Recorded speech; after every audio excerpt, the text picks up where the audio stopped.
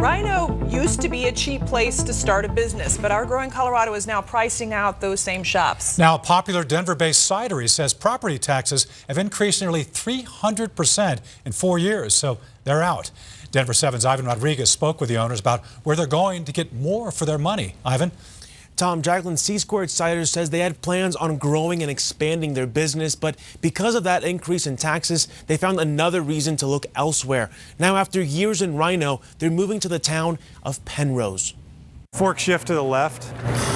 Okay, go forward. Andy Brown has had his hands full the last couple of weeks. We have about 8 1,000-gallon tanks that we're moving. We have a canning line, a bottling line, all our apple bins and totes for moving juice around. When he opened Squared Ciders in RiNo, he says the area looked much different than it does today. RiNo, when we opened about 5 years ago, wasn't like it is now, and we knew it was going to be hot. And so did the landlords.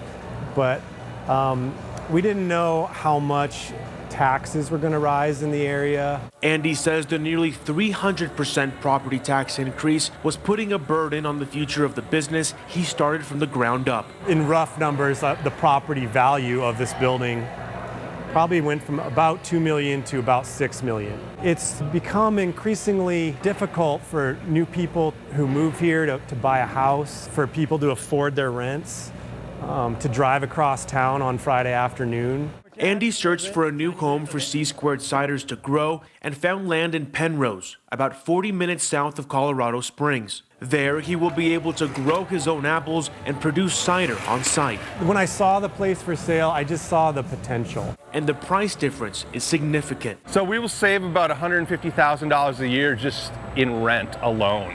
With that, they say goodbye to where they began and look forward to revitalizing the small town of Penrose. Squared Ciders will stay open until the end of the year. They hope to begin their operations in Penrose by May of 2020 and expand their distribution. Tom, Jacqueline? Hate to see him go, but certainly understand. Thank you, Ivan.